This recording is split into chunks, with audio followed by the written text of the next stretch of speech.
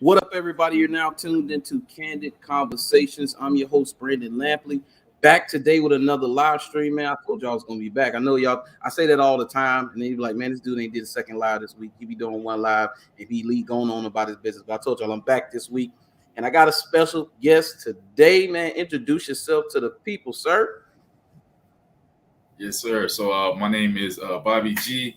Actual name is Robert Eugene James Gordon. Born and raised right here in Jacksonville, Florida. Man, first of all, just thank you for allowing me to be on your show, man. I catch a couple of your videos before got on here, and I was like, yeah, man, I can't wait to chop it up with you for sure. So That's what I'm talking about. A man that does his research. That's what I'm talking about. You can't go in blind, man. You know, you do your research. That's what I'm talking about, man. I appreciate that. Yeah, I appreciate that. But people, y'all see the topic. Say it's a codependency, and how it affects our life from birth. I think that's the title, the full title you gave me.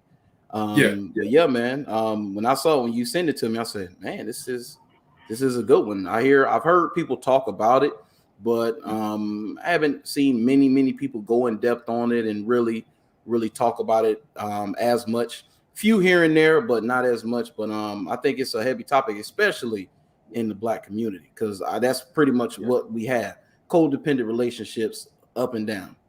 yes, yeah, absolutely, man. And so it's definitely not. It's something that's talked about a lot, but like I said, not in depth with understanding and intent and purpose, trying to understand so we can be better. Let's go in the Black community. And so the what's funny, the topic actually came to me.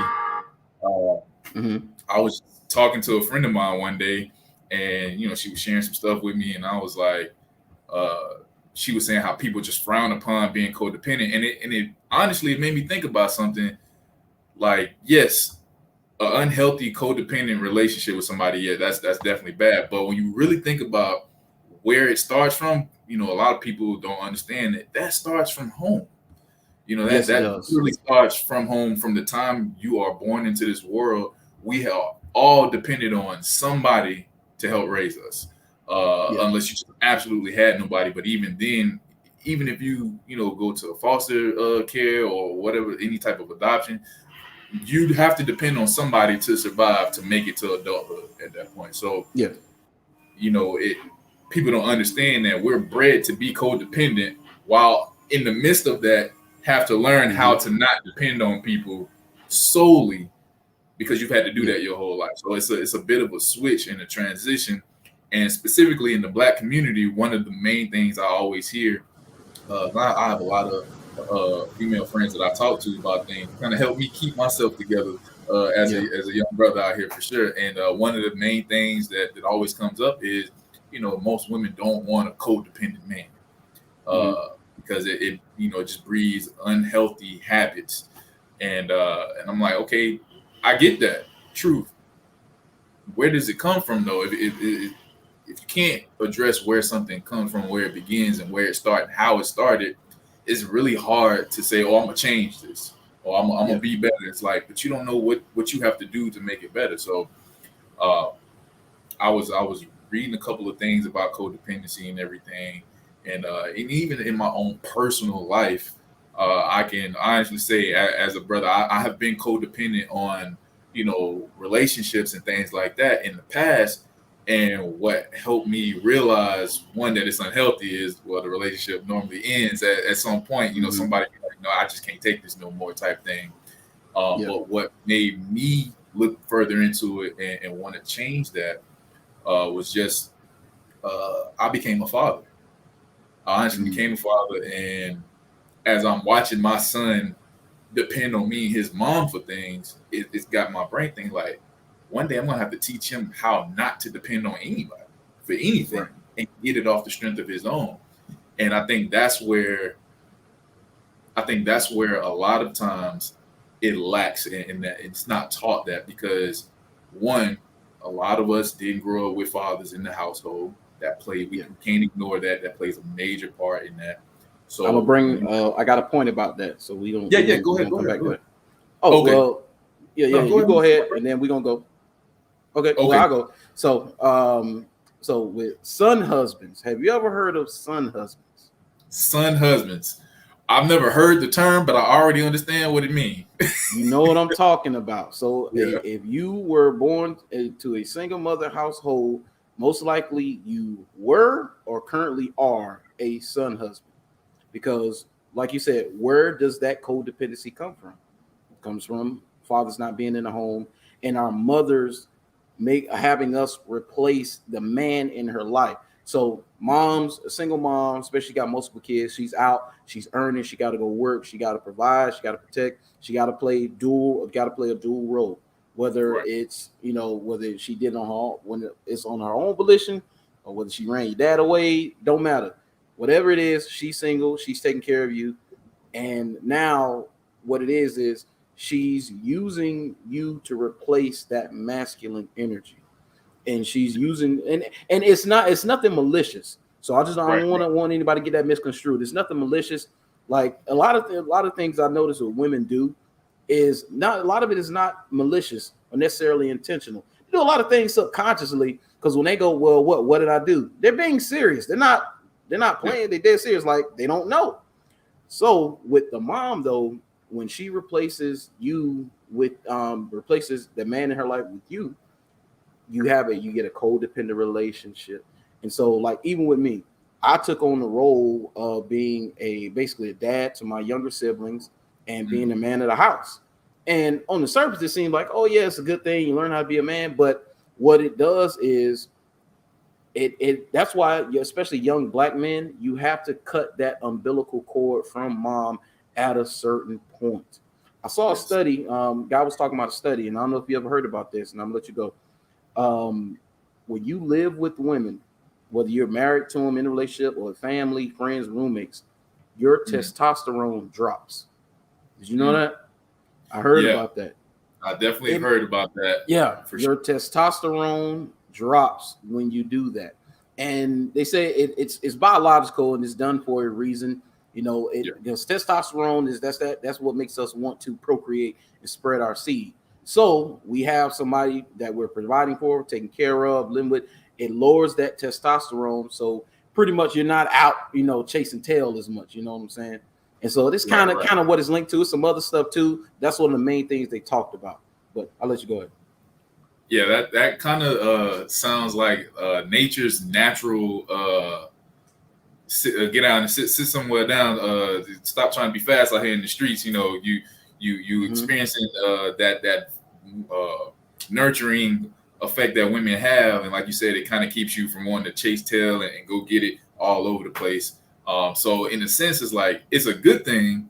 Maybe when you Mm-hmm. reach manhood, but to receive something like that so strong and so firm as a boy, it's like you never really give your testosterone like or even really grow into that whole manhood thing. So Yeah. it's kind of a crutch. It becomes a crutch in early development.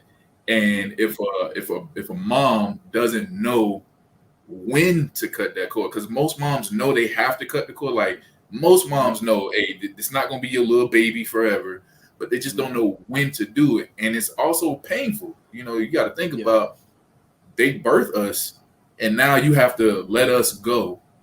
Yeah. Not as we're 21 or 18, but no, like you kind of have to begin that process at like Early. 12, Yeah. 13, and sometimes even earlier than that, depending on the Soon as he, circumstances.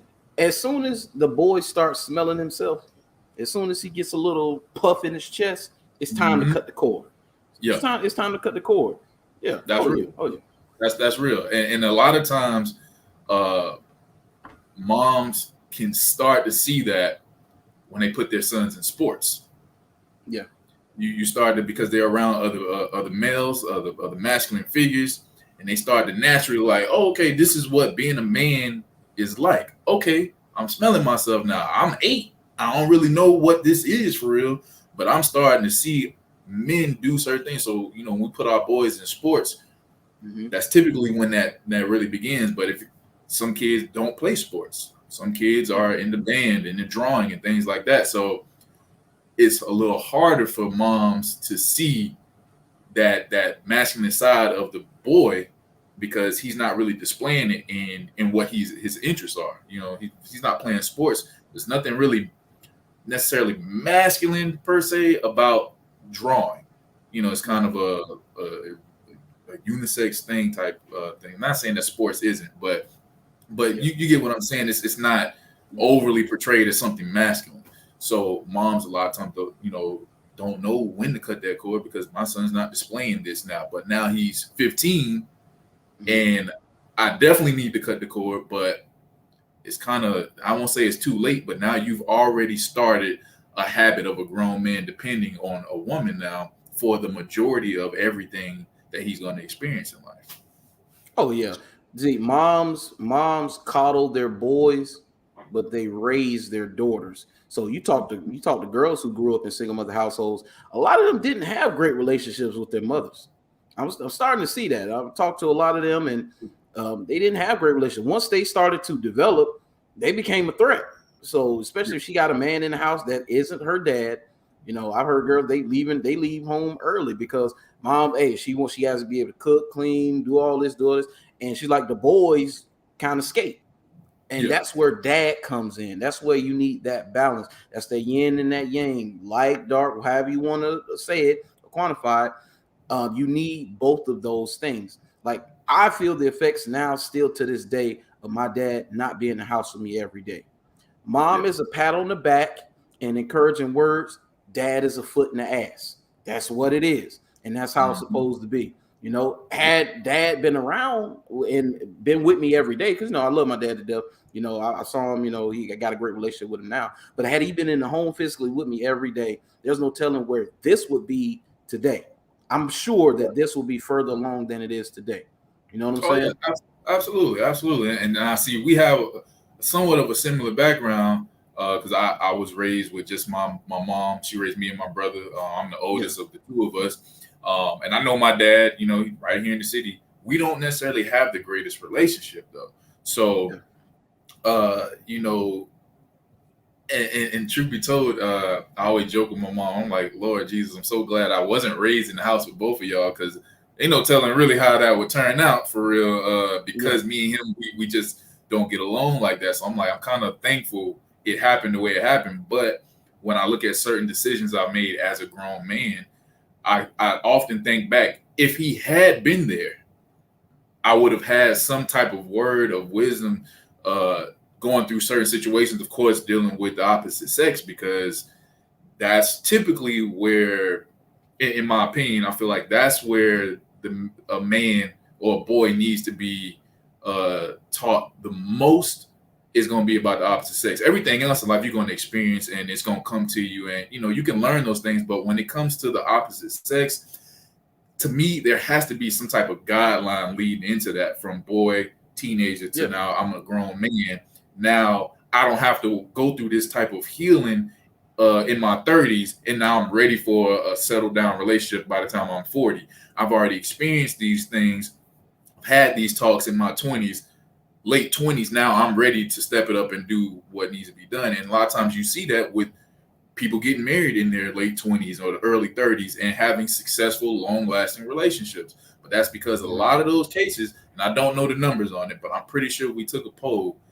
A lot of those cases, I'm going to be confident to say between, I'm gonna say 6 to 7 out of 6 to 7 out of 10 men, if they had a healthy relationship with their father, 9 times out of 10 they're gonna have healthy relationships with women. Because it's not always about the mom having that healthy relationship. Like, it's not always about that. Some things you have to learn from the father. You have to learn from the man. And that's if that man himself has experienced healthy upbringings with women as well. Because if not, then it's just a repeated cycle.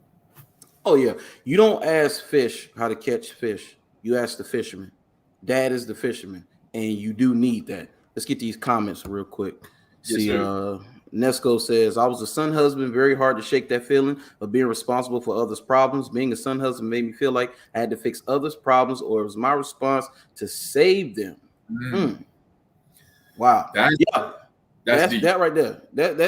Ness. I feel that. I felt that way too. I felt that way that I had done so much for my siblings, for my mom, for family.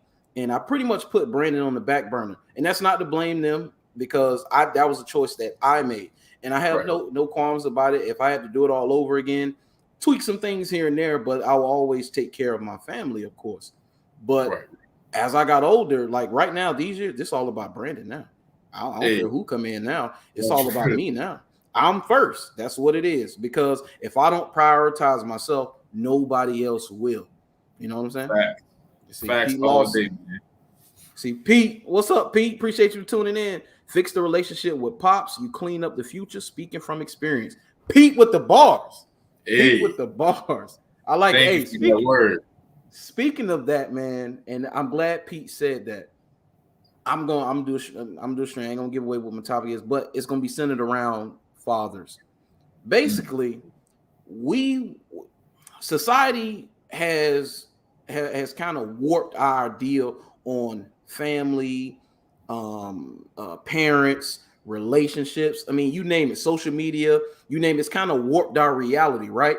Right. There's nothing in the Bible when they talk about fathers, or anything we talk about fathers, where it talks about him being loving, caring, patient, understanding, any of those things. I had a stepdad. My mom was married. Had a stepdad, and me and him had a rocky relationship. We had issues because a lot of things went on in the household, you know. But when I look back on it, I am thankful. And I got a good relationship with him today. You know why? Because he did his job. He provided, he protected. Those were his jobs. That's it. Those are his jobs. That's a man's job. Provide, protect. And he said nothing about loving you. And he said definitely said nothing about liking you. You know, clothes on your back. You here today. You ain't in jail. You ain't been shot. And they're like, your dad did his job. Hey, I did it. I did what I was supposed to do. Now, I hear you. I don't disagree. I feel a little indifferent about that, though. And the reason I say that is because the man, his job is not just to provide and protect, but it's also to lead. You got to lead that household. Lead, of course. So in order to be an effective leader, you have to sometimes know how to sit back and follow. Oh, yeah. You have to. The woman, the queen of the house or the castle, she has to lead certain things. And when she leads, she's bringing that nurturing, that patience, that loving thing, that loving sense of being. So if I want to be an effective leader, hey, sometimes I gotta let my co-captain lead and I follow. And now I'm seeing the examples that you laid out in front. Okay, I see. Okay, you a little bit more nurturing on this particular topic. Maybe if I try that, maybe I'll get that same type of response that you got with Junior versus me just telling him, boy, you do as I say, and I put food, instead of having that conversation. Let's take a step back to be patient and understand, because one of the things that helped me really get out of the whole and it's I'm not gonna cap, it's a everyday I won't say the word battle or struggle, but it's an everyday conscious thing that I have to tell myself, hey, today we not finna be in this codependent mindset. We're gonna strive to be better than yesterday. So because sometimes sometimes it plays to your favor. Sometimes. But on a day-to-day basis, no, it's very unhealthy for a grown man to be so codependent on anybody, man, woman, or child. So, but like I said, I learned to be patient and I learned to be nurturing to self to stop being so codependent. Yeah. Like prime example, I've been thinking about moving out of Jacksonville. And so one day I was having some car trouble and I was like, if I was in another city or state, I'd have to figure this out. I would have nobody to call. So let me just figure it out. And sure enough, went on YouTube, looked at what it was. I'm like, oh, that's it. Okay, cool. Boom. I was able to fix the problem by myself. So I had to be patient enough with myself and nurturing to myself, telling myself, hey, you got this. You can do this. I learned those things from a woman, though, from being codependent to my mom and hearing her in the back of my head always telling me when I was young, you can do whatever you want to do as long as you put your mind to it.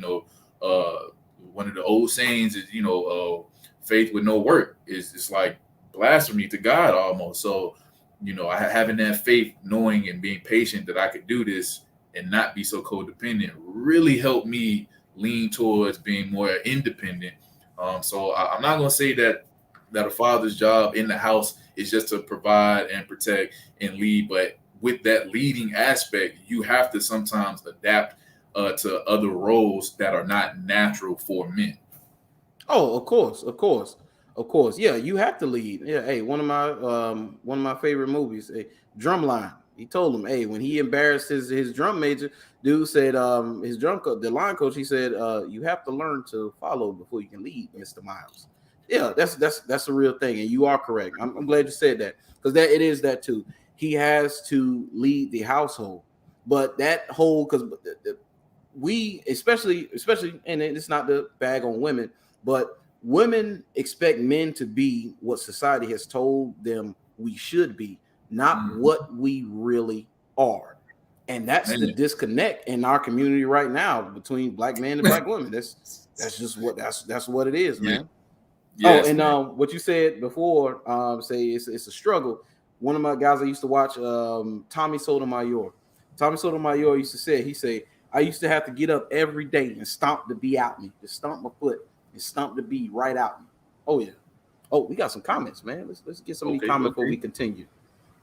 Say this issue was so embedded in me to the point I would feel bad if I didn't spend time with my mom. And when she did find a mate, she would call on me over him.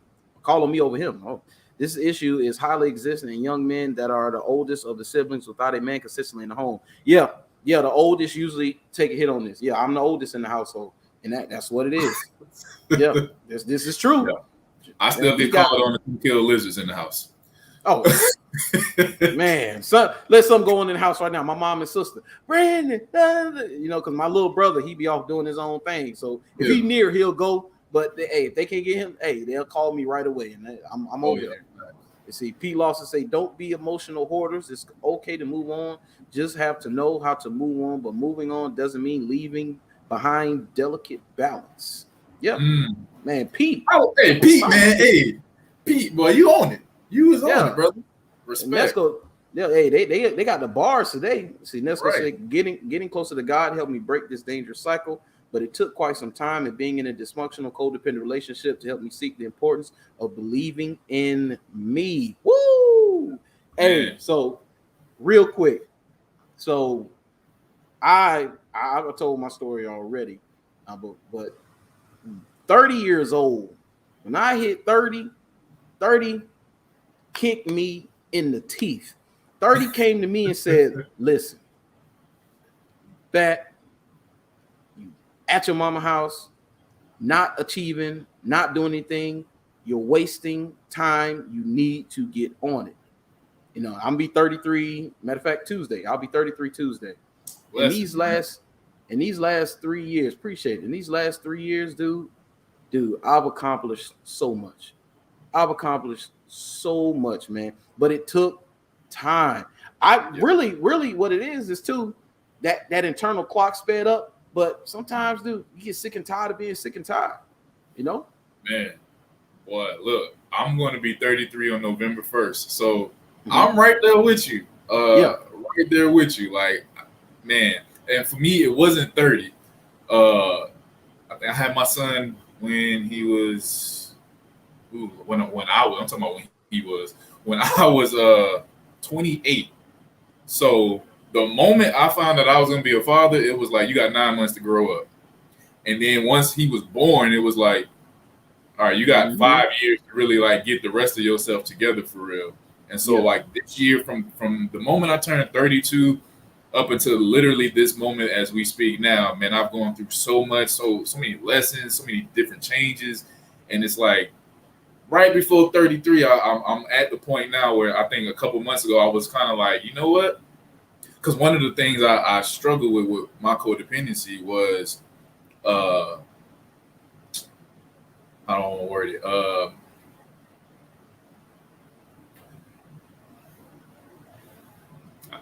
I'm not gonna lie to you. The thought literally just it was right there. Hold on, Mm-hmm. give me a second. One of the things I know for a fact. Oh, peace. Finding Peace. peace. I was really good with finding peace in other people, and it was like, wow. Mm-hmm. And like my man said, when he got closer to God, and that's when I realized, like, I have a church background, I don't necessarily go to church on a daily basis, but me and God, we talk, we like thick as thieves. So, uh, Yeah. when Same. I got closer to Him, it was like, you know what? Everything I want and need is already inside of me. I've been looking for it in other people. That codependent behavior, I've been looking for it in other people. When you've possessed these things, it's like, and it's not that you just find it out. You've known it.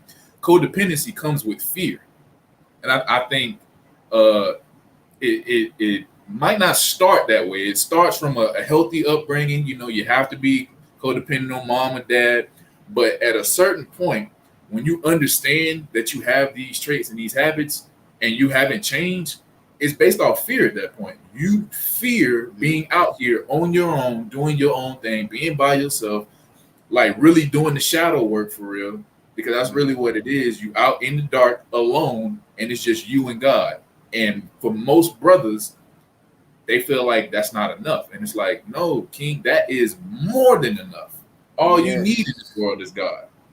Yeah, dude. Listen, I just pulled up this quote. Solitude. I'm about to read this quote, but solitude is underrated. Mm, It's underrated, man.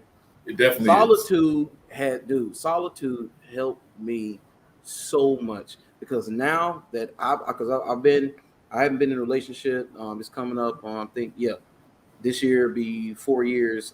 Thanksgiving, and I've been alone. I've dated. I dated early out of the relationship. I got on Tinder, Plenty of Fish, did all those things, and dude, trash, absolute trash. I was like, I didn't like it. I was like, no, I'm not doing this. So I said, you know what? You ain't got time for this, no way. You behind. You gotta focus. So now Mhm. I've been playing catch up for the last 3 years. I've been running this track race. Hey, I'm gonna run until my feet fall off, man. They gonna till they put me in the grave. Yeah. But solitude, man, solitude. So this is a quote. It says, all of humanity's problems stem from man's inability to sit quietly in a room alone. And Mm. that's a true thing, man. When you're alone, that's the thing about codependency and finding peace in others is that you don't have to focus on yourself when you do those things. When you're True. alone with your thoughts, everything comes to the forefront. Dude, I've had repressed memory stuff I forgot. I'm sitting here in my place alone, and it just come right to the front of my head, and I'm like, man, I forgot all about that. I didn't even remember that. So Yeah. now that that bad memory has come up, hey, you got to face it. There's nothing you hey, no drugs, no alcohol, no women to throw yourself into, or throwing people throw themselves into work. I mean, no, sit there and fix the problems. Go inside and do the work. But those things are scary. Most people don't want to do it. That's why we have these codependent relationships, man. Absolutely, man. Like you hit it right on the head with that one, because that was something that I experienced last year. I was actually, at the time, I was actually dating somebody, um, which I think was probably one of the healthiest relationships I ever had, Mm-hmm. considering the fact that it's no longer here now. But Yeah. but during that time, I was literally sitting by myself one day, and a thought came up, and it was about a previous person that passed away close to me. And I'm talking about when I was like knee high to a duck. Seemed like it's, as far as how long I've known this person, really since birth, and they passed away like, I say maybe I was about 13. So from 13 to last year, I had never really looked at the relationship me and this person had. And one day a memory came back out of complete nowhere. Mm-hmm. And brother, when I tell you, like, I broke down crying, because I'm like, where in God's name did this come from? Yep. Why have I never remembered this happening in this way? It was almost like I had a dream while being awake. And at the end of the dream, I woke up in just tears. Mm-hmm. And but I had to face that. And that was probably one of the hardest things to face, because it was somebody near and dear to me. And it was like, dang, I don't even remember this happening, but boom, now I do. And it's like, wow, that. And as I began to literally go deeper into it, I realized that that one memory started to shape my interactions with the rest of the world. Mm-hmm. And a lot of times, I would ask myself, and I'm pretty sure I'm not alone in this, I would always say to my mom, I don't know why I'm this way sometimes. whether it's I'm doing something kind-hearted or if I'm being a complete a-hole to somebody, whatever. I just be like, I don't know why I'm like this. I guess do certain whatever. But it's like, nah, there are certain things that happen to us that if we don't face it, we never understand why we are the way that we are. We question everything, and like you said, we as we spoke on, we look for answers in other people, but it's like, no, they have the answers for them. They don't have the answers for you. Yeah. Only you have those answers. So yeah, I had to take that time and really dig deep, man. And had I not been able to do that, I don't think I'd be where I am today. I probably we wouldn't even be able to have this conversation, truth be told, had I not honestly did that work at that moment. So blessings on that for sure. And I just want to shout out, hey man, we're turning 33 this year, bro. Oh, for sure. Hey, that's a magical number, man. I love that number. I've been looking forward to 33 my whole life. The first time I really heard the story of Jesus, I was looking forward to 33. I'm like, all this lit stuff happened at 30. Okay, I'm ready for it. Yeah. Honestly, I wasn't ready, but now it's like, I'm ready for it. So. Yeah. And men, like you said, men need to know these things that they say. Men's Super Bowl is later on in life. Women get everything up front. They get all their value right up front. They make more money than us from like 18 to 35. They get all front. But once you hit about 36, 37, it flips. Men's income started to go up. Women starting to go down because a lot of them, they get married, they have children. Some of them hit the glass ceiling in whatever careers. They might want to change careers. Some of them get tired of working. It's just what it is. But for men, you get it on the back end because the average age of a millionaire is 62 years old. Everybody see these young guys with money, but no, your Super Bowl, men, is on the back end. Take care of yourself. Hey, put your head down, do the work. So when you go, because your prime really starts, for a man, is about 35. And about 40, you start making the most money you're going to make in your lifetime. A lot of men don't know that. That's why you got a lot of guys, they give up early. Nah, man, it ain't even begun yet. 33 is not old. It's not old. I'm still a pup, man. I'm still learning. I got a lot to go through. But yeah, let's get some of these comments. These comments piling up. Yeah. See, Lisa Reed say, we carry you for 9 months. You coming over to kill whatever I need. Hey, I feel you. I feel you, Lisa. I feel you. Just say when. I'm there. Hey, yeah, that's it. I understand. Let's see. Nesco say, I got both of you beat. I'll be 49 and became a father at 27. That was my kick in the butt for me. I wasn't ready to be a father, but God knew how to shake me out of that codependent mindset, and the leader was born when my son was conceived. As he grew in the womb, God grew and prepared me as a man. Yes, sir. Amen.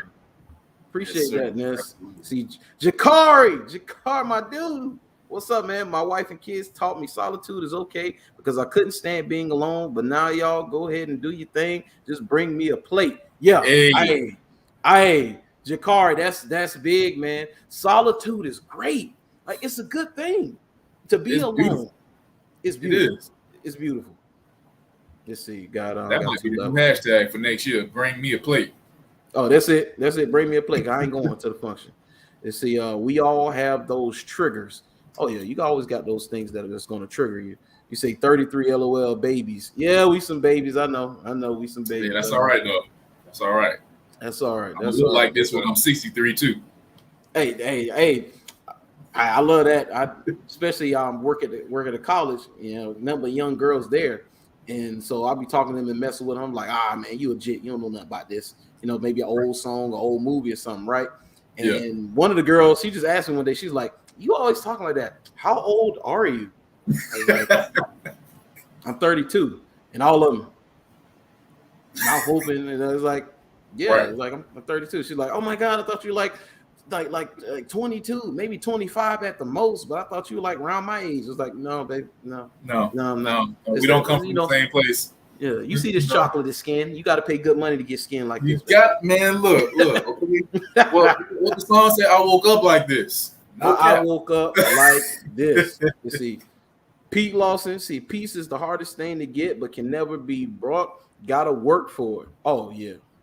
Peace. Absolutely. Man.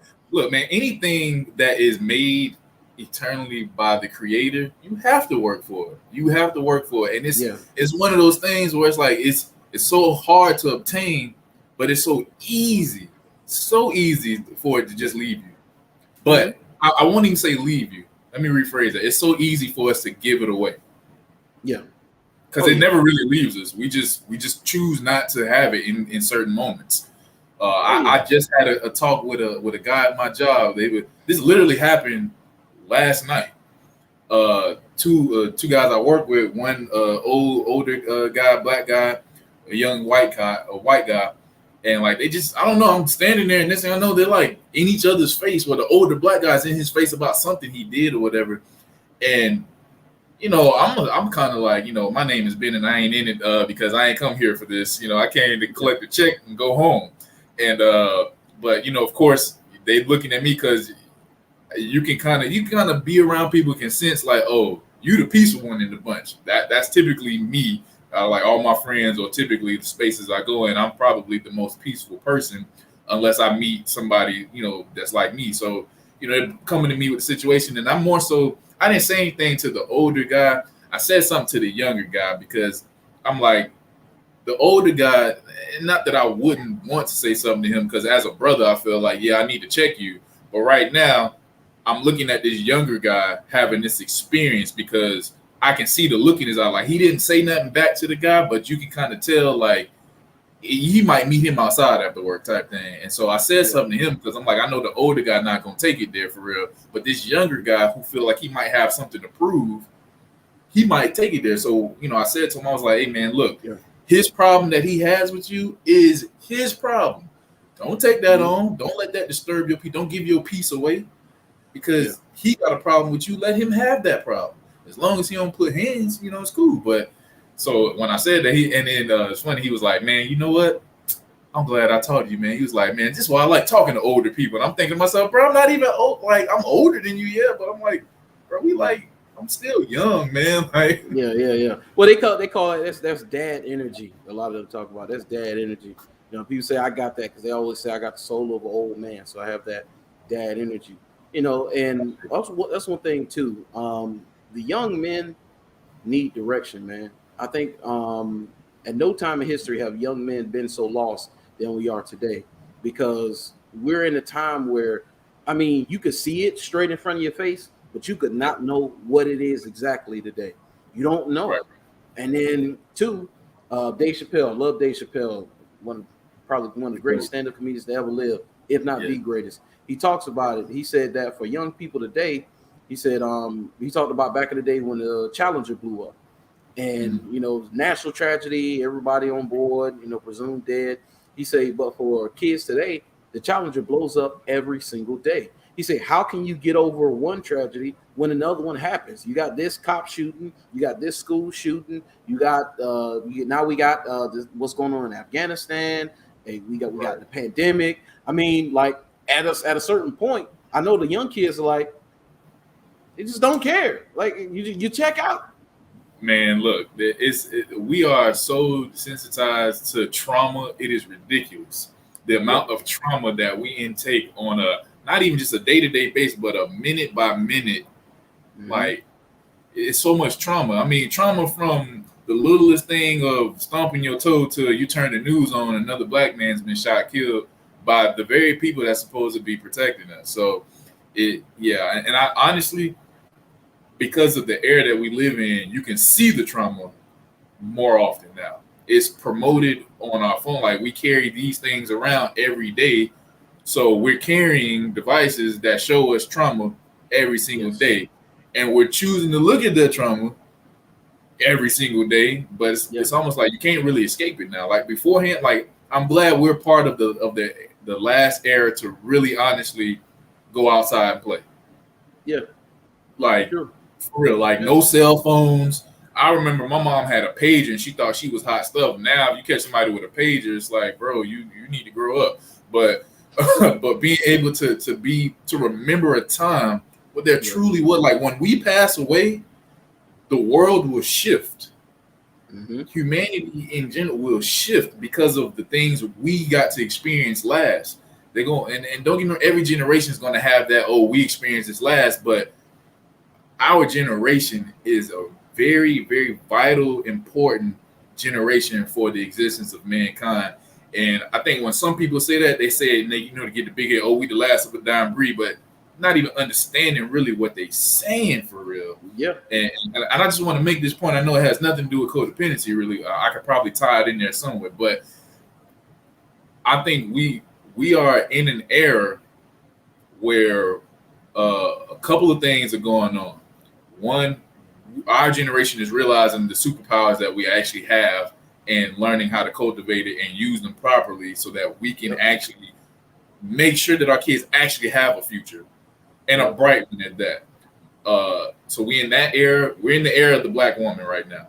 We're in the era of the black woman who is the entrepreneur, who is taking care of the household and the business and the kid. Like, she's doing it all right now. So we in that era. But along with that era, though, comes the opportunity for the black man to step up and rise also. Because while this is the time of the black woman, it is our time to be supportive of the black woman. I created a business specifically because I was at an event, I saw a bunch of sisters vending, and I'm like, there's really nobody here helping y'all. Like, where the brothers at? Where are y'all help at? And not saying that they can't do it on their own, because clearly they are, but where's your help? So I started a business kind of like an assistant of the day, but it stemmed from me seeing black women. I'm in a room full of vendors, and it's no brothers, it's no men, period. Black, white, Asian, Puerto, like Hispanic, there's no men vending. It's nothing but women, and they were all black. So that could actually kind of tie into that codependency thing. Once we as black men learn how to not be so codependent and become more independent, women would start to depend on us. They can then, now that role's going to shift over to them being a little bit more codependent, as they should be able to. Not saying that they have to, because we clearly not in that age anymore where a woman has to depend on a man for anything really. But the ability to be able to turn that switch on and off for women, that's priceless. And we as men, we don't understand that unless you actually sit down. And I've sat down and talked to multiple women. All of them have said to me, I want to be able to flip that switch on and off. I don't want to be the independent, the strong one all the time. That's not why I was created, type thing. So it's like, if and it all goes together. Like I said, if brothers learn how to not be so codependent, start creating those healthy habits, we can then start to take some of the workload off of the women again, the black woman. She now begins to trust the black man, be more dependent on the black man naturally, not being forced to.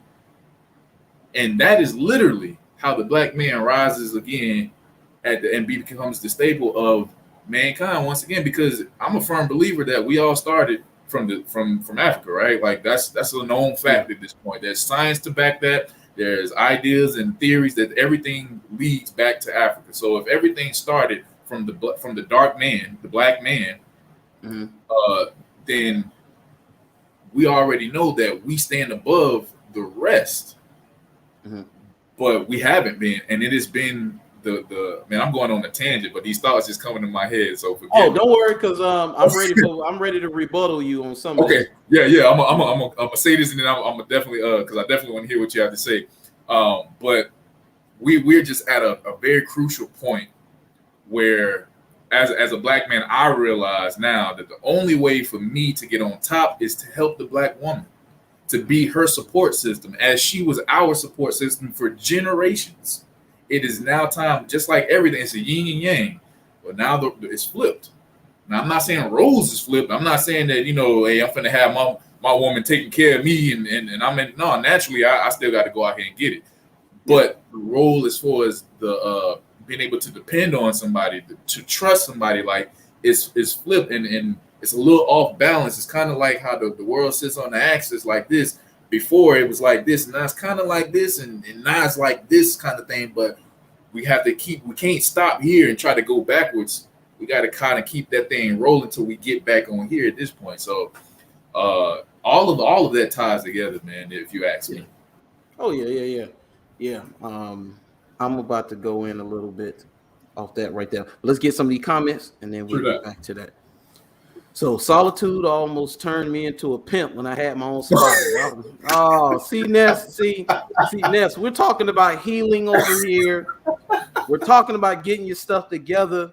We're not talking about getting women to smuggle your salami. We're not talking about that. But I know. I've heard the stories though. Nesco got story for days though, and he's absolutely correct, man. I know. No. So maybe solitude. Yeah. Solitude now would be good for you. Back then, you was in a different mindset, Ness. You was in a different mindset. It's different today, man. For sure. Let's see. Pete Lawson say definitely Bobby G. I forgot he said that after you had said something. I can't remember exactly what it was. Let's see. Let's go say this generation response to all that's going on is let's just get high and party and maybe deal with that crap tomorrow. Reality TV is making codependency look normal and unrecognizable. Reality TV, yes, that's a big one. Being in a dysfunctional relationship is normal. Yes, it is. Yes, it is. Let's see, Jakar say he used to go down in the grass field and turn it to flat land. We stay outside all day. Oh yeah. We stayed outside all day. Yeah. We have our own paths in the grass in certain places, man. That's how often we went out. Yeah, like I used would go to Alabama where my dad's family is. They got, it's high, tall grass, farm areas, and all of that. Man, though my cousins and all of them, they would be out there so much. I'm talking about little mazes through all the tall grass that's over your head. That's how often. He right. Turned it to flat land. You are correct, sir. That's real. See Lisa Reed, what she said. She said, let's go pay. Somebody, you need to be in the doghouse for that comment. hey, I hope Tanya's not watching this broadcast. His wife, yes. I hope she's not watching. Look. Nesco. She know her man. She know her man. It's all in good look. She know, man. So let's get on this. Now, I do agree that, we do need to support. We have Black women who are doing great things. They got careers, they're building. So, yeah, being a helping hand, especially in business and helping them, yeah, I'll have no issue with that. But when it comes to the relationship part of it, we got some hurdles to clear, though. And one thing I can say is that what you saying or what you thinking about as far as women and how well they're doing, yes, they're doing well. They're doing well. But also there's a lot of men who are doing well as well. And I didn't know that. Growing up, I thought men, we were the dusties and when Black women was getting it. That's what I thought. Until I got older and I was around Black men, especially older ones. Dog, these dudes, I know dudes right now walking around, they got half a meal to more than a meal in the bank, and you would never know it. And it's just from them. Whether they are entrepreneurs, blue collar work, some been in. I got no dude, 30 years Marine, got 42 years police work. These guys, making all type of bank. But see, this is the thing, and I hear Black women's gripes about how the codependent relationship and being men. I'm gonna be honest with you, man. They'll say that, but they'll get the man that they say they want, find out his requirements are too high, and go back to that codependent bum. They do that. Ask Nesco. I know. Nesco. He work at Shands. He talk about it. You got those nurses, doctors, CNAs, women making money, drive nice cars, got houses, and all they complain about all day. Guess what they complain about? Bums. They complain about bums. They're choosing. So when it comes to that part of it, they walk into a lot of that. That's why I can't get jiggy with it, man. I can't get jiggy with it because they do walk into a lot of it. Just like when we hear Black men complain about Black women, I look at him like, it's your fault, bro. Like, let's be honest. I tell them all the time. It's your fault. It's your fault. I'll put that on her. You allowed this. You the man. You allowed it. I understand. Yeah, she wilded out. She did this. She said this. She beat this person up, did it, got it. You enabled that behavior and you allowed it to get this far as a man. And we have to know that. So I do put that part on us. But when they go on all that complaining, so that, baby, most of them have met the man that was perfect for them, but they ain't like us. He ain't have enough swag. He wasn't tall enough. He wasn't built like an NFL player. He wasn't this. He wasn't that. He ain't have enough money. Man was probably young, probably had a plan, don't know. Like right now. So you 32, I'm 32, about to be 33. So what a lot of them have done is like women have a dual mating strategy. So the Pookies, the Ray Rays, the Little Homicides, the Walmart Taviuses, they kick it with them early on. Because it's fun and exciting. I got no problem with that because I like Keisha too. So I got no. We know about Keisha. So hey, I got no problem with it. You want to go hang with them? I'm gonna go hang with her. That's what. Hey, that's got it. But this is the thing. They go do that in the early years. Then on the back end, around this age, like we are, they come to us usually more baggage, trauma, a kid or two, might have got a disease or two, 50 to 100 pounds more weighing than they weighed 10 years ago. And now they're like, I'm yours. And looking at them like, you whose? Who? You belong to God. Yeah, you. I have zero interest in that right now. And then it wouldn't be so bad. It wouldn't be so bad though, because like even if you have kids, even if you're a woman who is a plus size woman, you should know black men. A lot of black men, care about a lot of stuff like that, especially a plus size woman. Hey, it is what it is. But what it is femininity, cooperation, it's just overall attitude. Are you a joy to be around, and are you his peace? And a lot of them lack that. So you got women who will admit to their wrongdoing. A lot of them they're either the victor or they're the victim. Mm-hmm. And I hear it, man. I talk to them too. So, and then, hey, that's not to say that black men all this great thing, because hey, we got some dusties. I know some dusties. I know them. I know who they are. You used to be a dusty. I was dusty. I was super dusty. You know what I'm saying? So dusty out here. Brush up this dust off me. I was super dusty myself. But I realized, I was like, okay, yeah, I got to change some things. So any woman who wants to come in on this now, baby, you got to be with the program. And if you're not, bye-bye. Facts. Yeah. Facts. See, we got a few comments, then we're gonna finish up. We 52 minutes in. Let's see. Hey, Ness said that was a long time ago. Yeah, that was a long time ago. Was that the 80s? Was that the 80s or the 90s, Ness? I think it was a long time ago. That had to be Freak Me. That had to be Freak Me. Freak Me? Yeah. Oh yeah. Magic City. See, there's a reason we wild out. We don't wake up and say, I'm gonna beat some ass today. Hey, I feel you. Hey, Jakar said she belonged to the streets. Oh Lord, no. No, not the future voice. God. He put future voice. Not the future voice. Oh man. He said, Nesco say it's crazy now. It seems that women don't want a dude that's not codependent. I meet women who establish like this all day who can't let go of a bum for a dude that knows himself and just wants her. She stopped talking to a good dude and stayed with the codependent bum. Head scratcher. Thank you, Ness. I was waiting him to comment that. That's a real thing, man. That is a real thing. And I see it, man. I see it. And you wonder, you're like, man, what it is. But this is one of the things where black people in general, but black women specifically, they go through a lot of trauma just being women, and they don't get the help that they need. And so it manifests itself. You got daddy issues. Something happened to you when you were a kid, whatever, assault, whatever those things are. They don't get the help they need for those things, man. So what they do is I call them Bob the Builder. My mom always laugh. I call black women Bob the Builder. Because when they say a dude is a project, we can fix it. Yes, we can. That's what they're looking for. They're looking to build them up. And then another thing too about them being with those type of guys is you got to remember too, those guys don't hold them to a standard. Facts. How can he? He got no leg to stand on. None whatsoever, man. Not have no standards and no boundaries. None. They can't respect your man. Look, I'm telling you, I learned these lessons.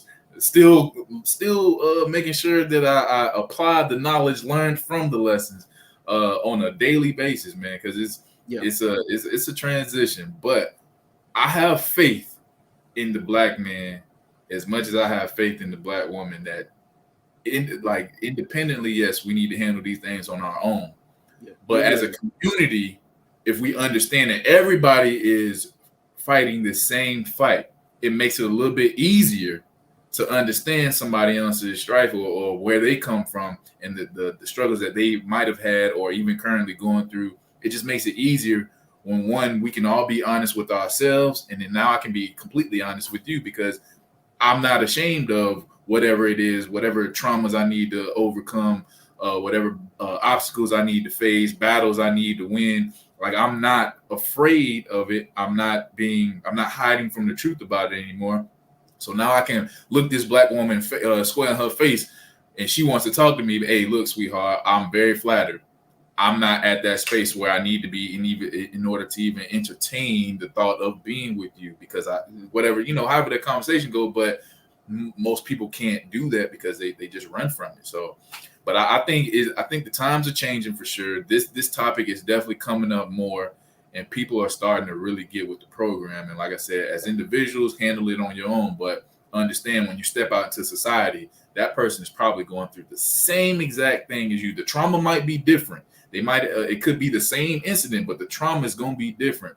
But if we just understand we all going through the same challenges in life, it makes it so much easier to cohabitate and exist amongst one another. Yeah, you can't do comparative suffering. I suffered, you suffered. Mm-hmm. I got my suffering, you have yours. We can't do comparative suffering. That's one of our issues too. The infighting, the gender war in the black community it's ridiculous. It's toxic. I don't really see an end to it right now. Like as time goes on, maybe, but right now I don't see it because all we're doing now is arguing about who's winning the struggle Olympics. That's pretty much what it is. Pretty much. We argue who's winning the struggle Olympics right now, man, and neither one of us are winning it because we're not pairing up. That's why I seen the thing where say by 2053, black households net worth is going to be zero, which means that when hyperinflation kicks off, the gap between the haves and the haves not is going to widen as time goes on. It's not going to shrink. It's going to widen as time goes on. Shrink. No, it's not designed to shrink. We're in a capitalist society. They want to push for socialism, but it ain't gonna work. It's not gonna work because we're built on capitalism. That's what we are. So, as far as our community is concerned, you got it where neither one of us are going to trust each other because black women have showed us that, man, I don't know her. I might not necessarily be able to trust her. Black men have shown you don't know him. You might not necessarily be able to trust him. So, and because of that, and now also you've had those traumas, like you said. So this happened to you, that has happened to you. So this black man did this to you. So now I got to pay for the things that other black men did to you. That has nothing to do with me. You know, I can't blame you for the things that other women did to me. I've never done that. We'll never do that because I know that was her. I can't say it. I know you're different. I want to judge you based on you, not somebody else. That's one of our biggest issues as well. And judge you based on you, not somebody else in this time frame, not who you, because we could have grew up as friends and I might have saw you as one, but I'm not going to judge you based on that. Who are you right now in this moment in time? Because I'm definitely not the same person. Why do I expect you to be the same person? So I feel you on that for sure, man. Yeah. And then our marital rate is in the toilet. The say black women are the least married and the most divorced. And I was like, how is that possible? How can you do that? How can you be the least married and most divorced? I don't know. It's crazy. That sucks to even be said out loud. It's crazy. But and that's one thing about marriage is that marriage is monogamy, and the construct of marriage is probably the best place to raise a child. 2-parent households. The stats back it up. You go look it up. Single mother households more likely to commit suicide, more likely to go to jail, more likely to be overweight, more likely to be poor, more likely to be a single parent themselves. I mean, it's ridiculous. But the best model is 2-parent households. But the way we are today, it doesn't look like we're going to get back to that anytime soon because, hey, we're in a hookup culture right now. So men are getting what they want, especially the top guys. The guys, looks, money, status, resources. or Oh, just yeah. guys with game or whatever, or guys just want to get a kill. Even the average everyday guy, hey, he get on Tinder and don't even look at the pictures, just swipe, hey, talk, see who down to do whatever. All right, get my kill, and now I'm back to doing what I was doing. That's the life we're living today, and nobody wants to give that up. Now, women are you can see it now. Women are starting to fatigue with this because now they've pretty much almost damn near criminalized approaching women on the street. As a man, I don't suggest any man approach women on the street today. You mess around and get pepper sprayed. You don't know. You don't know. You don't know. You don't know if you're gonna run into a cuckoo bird or a genuine woman. You don't know.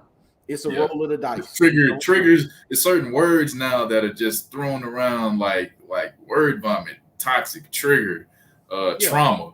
Those the 3 T's right there: trauma, triggering, and trauma. Toxic. Toxic. The 3 T's that's floating around like Wonder Bread, and so it's but real quick to make a comment on what you said as far as everybody getting what they want, with brothers specifically. It just made me think of an ex-girlfriend I had when I was about 19, 20. She used to tell me at this time, and I swear to you, I wish I knew what it meant then. I probably wouldn't have made so many of the same decisions and mistakes. But she said to me, she said, your wants can hurt. And I had no idea what she was talking about. I honestly thought, she was just saying that because, I might have wanted to, get something that night. She wasn't in the mood. She was like, oh, well, your wants can hurt. And I'm like, okay, well, we going to sleep. But it's like, as I got older, I realized like what that really meant. And yeah, people get what they want. But a lot of times, if it don't come from God, that want's going to hurt you. And you might enjoy it in the now. But later on, when you have to sit by yourself and now process all the pain, all the trauma, and all the triggers and remove the fingers off the buttons, hey, man, all those wants that we wanted, that we got, that wasn't a need, it hurts. It's hurting. That's part of that shadow work, like understanding, hey, man, I wanted this, and this really hurt me in this way, and this is why for the last 5 years I've had domestic situations, or this is why I ended up in jail, or this is why I got 3 kids with 6 people, like just some crazy stuff. But this is the reason why, because we went after the want instead of going after the need. So one of the characteristics that successful people share is delayed gratification, putting off those wants and doing what you need to do. That's the thing that many today, we're in a microwave society. I talk about it all the time. Hey, people want Sunday dinner results with hot pocket instructions. That's what they want. That's what they want today. That's what they want. That's what they want. That's real. Oh, yeah. So let's get some of these comments real quick, and then we'll wrap it up. Let's see. Dude has a whole construction company trying to build them up. Bob the Builder. Yes, sir. Oh, yeah. A whole construction company trying to build people up. I'm talking about it. Let's see. Nesca say, my sisters upset me because they want the right after they spend all this time being beat down by the wrong dude. Now you want me to be a brother in a cape and tights and swoop down to save you. Nope. Hey, I ain't swooping down until you stand up to the facts of knowing you gotta want to save you. Don't save her. She don't want to be saved. Don't save her. Cole said it best. Yes. Man. See, Lisa Reese said you have to address your traumas, otherwise a new relationship will never flourish. No, you just take it from one relationship to the next. And that's that codependency right there. Hey, and then people, those who are enablers, like, hey, people think they're doing the right thing, but hey, when you enable people's behavior, especially bad behavior, dude, you doing a disservice to them and to yourself. Right. Call it how you see it. Call a spade a spade. You see, I get approached every day. Clearly, they didn't get the memo. I can't even pump gas. Well, I didn't say we all stop. I didn't say that now. No. It's a lot of brothers that need to go to the water bar downtown because they thirsty. They're thirsty. Yeah, for sure. Oh, I almost forgot. Shout out to Trey Ford for making this happen. My brother, I appreciate you. I did go back and check my live stream I did with him. I think it was like 2 weeks ago. He talked about me. You saw that? Yeah. Hey, go get 10 Toes Down, the book. It's on Amazon, or you go to his page and find it. You can buy the book if you come here to the Water Bar, Murray Hill, off of Edgewood Avenue. You can buy 10 Toes Down right here at the Water Bar, Okay. right here across from the Murray Hill Library and the That's Murray what's Hill up. Theater. So yeah, if you're looking for the book, you want a physical copy, come in here. You can purchase the book. Just ask the owner. Her name is Savita Jones. I refer to her as the Aqua Goddess because she Mhm. owns her own alkaline water company, and she's the first African American woman in the country to own an alkaline water company right here in Jacksonville, Florida. So, man, look, she inspires me, and to make sure that I continue on the journey that I'm on because of what the things that she does. So, shouts out to Yeah. her for allowing me to use this space to be able to talk with you on today. Because to be honest, we would just been in my junky room. But yeah, man, shouts out to her. Shouts out to Yellow Nest. I This is one of the drinks that you can purchase here at the Water Bar. It's very refreshing as well. Shouts out to you, brother. Man, because like I said, I went back and saw a lot of videos you've been doing. You've been doing this for some time, man. So don't quit. You've encouraged me to actually get back into wanting to do my podcast again. So I definitely appreciate this opportunity for sure, man. Oh, for sure, man. I went to work out earlier, and my trainer, my buddy Chantel, I've been doing videos with him, and he's about to start up his own, and I was just helping him get a StreamYard. He's an older guy, so he's thinking that it's basically algebra, and it's mathematics, it's arithmetic, and all of that, and he wouldn't be able to understand it.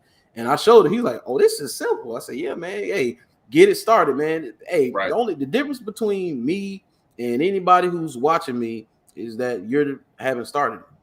That's the That's difference. it. That's That's the it. difference. Because the more you do it, the more comfortable you will become, the easier to Mhm. get, and And the consistency. people gonna Now, come. yeah, people gonna come. Now, I will say this: this is not as easy as it looks. This is work. This is Yeah, work it is. because if you're not consistent, you can fall off like that, like that. People talk about it all the time. Say, "Hey, I'm not the most talented. I'm not the best. I am consistent, though. Consistent. You're gonna get content like this, day after Consistency day is after definitely day." one of those natural keys given by God to unlock so many doors. Yes. It's Oh a yeah. master. It's a master key for sure. So All right. So we're gonna put a pin in it. Look at these comments, and then we're gonna put a pin in it and wrap it up. Say good combo, fellas. Let's heal each other. Appreciate you, Pete. Let's see. Ernesto say, I feel you, Bobby. I've learned that getting what I want only hurt the people who didn't want the same things. This is why connecting with the like-minded person is so important. It creates a rhythmic flow like no other. It's an amazing feeling. I am loving and living in this flow with my wife. Yes, bless. sir. I'll Yes, say sir. See, consistency gets results, B, in all parts of your life. All parts of all your parts. life. Hey, All my journey is physical. I'm in the gym now. Hey, down 60 pounds. I'm about to drop 60 parts. more. Hey, Hey, yes, sir. financially, yes, sir. Yes, Hey, sir. financially, trying to run these pockets up. Spiritually, hey, getting closer to the most high. Always. Emotionally, mentally. I mean, this all facets of it. Being consistent on this journey, building myself up to be the best version of myself. 1% better every single day. That's what you want. 1%. That's all you need. 1% better every day. I'll let you That's have it, it. man. That's it. No, man, you said it right there, man. And the only thing I want to add to all of this is man, if it's something that a homegirl of mine, she tells me this all the time, and now every time I see it, we say it to each other. If the black man can, the black man will. Mhm. And those words this year alone have allowed me to overcome so many different hurdles that I thought were walls and mountains, and it's like no, it's literally just stepping over something and keeping it pushing. So, Yeah. yeah, and I want to end it with that right there. And like I said, man, thank you for having me. I do want to shout out. Like I said, I do have a business. It's called Mhm. Royal Consulting Services. It's kind of like an assistant for the day. So we help entrepreneurs build their business with daily tasks that they might not be able to get to, whether it be from admin work, logistics, um, event planning, business brainstorming, like anything like that. And we are here to assist not just Black business, but small business in general. So definitely on the lookout for us moving forward, man. And again, man, thank you for what you do. And I'm honestly, bro, I just want to give you your roses real quick, bro. You dropped 60 pounds. That's a blessing, fam. Like, that's a blessing, bro. Like, I used to weigh 250, so I know the struggle of losing weight for real. Like, man, that's a blessing, King. Don't stop, man. Don't stop until you see the results that you want to see for yourself, man. So, kudos to keep that going for sure, bro. Blessings. Like, everybody's not going to be able to start the way I started, because how I started was I looked in the mirror one day and I was disgusted. And I was like, yeah, it's time to change this. It's time to change it, you know. And of course, I don't beat myself up, because this body has gotten me to this point. Love it, but it's time to change it. You know, it's time to change it. But especially with codependency, having codependent relationships, you can't seem to be alone. You always have to be up under somebody or with somebody. You know, solitude, man. Getting some healing. You go to therapy. You know, if you can't afford therapy, I'm telling you, solitude is big. Being alone, taking time out, doing things for yourself. And it ain't all about just sitting in a room alone in the dark or something like that. No, being out and about, being somewhere and being by yourself, allowing yourself to think and just go through, letting your mind cycle through without somebody else cramming things into it is a big thing. Yes, it's a big thing. You can get those checks and balances when you do it on your own, man. I'm telling you. Facts, man. They say get the last comments and then we out. They say you want out the doghouse. Oh yeah, we always want out we want out the doghouse for sure. Say I'm proud of you, B. I appreciate you, Lisa.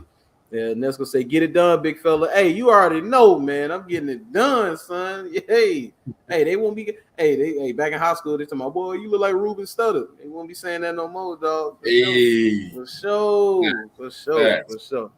Man, but I appreciate y'all for tuning in.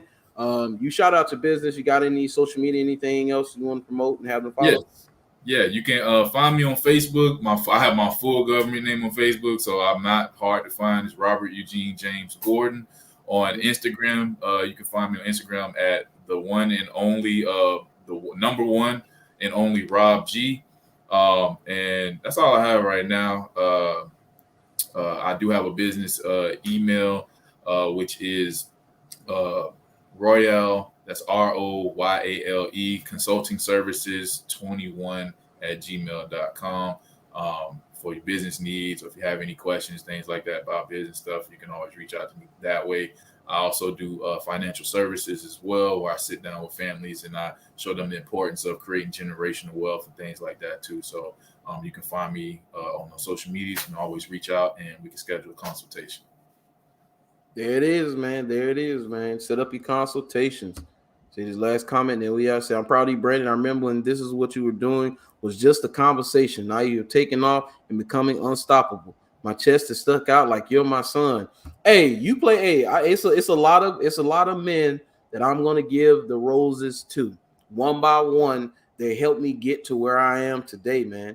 And that's one thing about it. They talk about our community, but it has been many older Black men who have led the way, who given me guidance, given me advice, you know, and especially if you're an older Black man today, reach out to some of the young guys. You're going to have some that are knuckleheads, but please believe, even if they don't receive it early on, at some point, your words are going to stick and they're going to come back to it. And they'll come back later on. I got kids now, come back later on and say, man, I appreciate you, what you did for me, what you said to me. I didn't want to hear it then, but I understand it now. That's a real thing, man. So, hey, don't give up on the youth, man. They the future. Don't give up. Because, hey, when China come knocking on the door, we need some people to defend. I don't want to speak Mandarin. Real talk, man. But I appreciate y'all. Follow me, like, share, and subscribe. Follow me on all my social medias at the bottom there. This was great, man. I appreciate you for coming on, man. This was fun.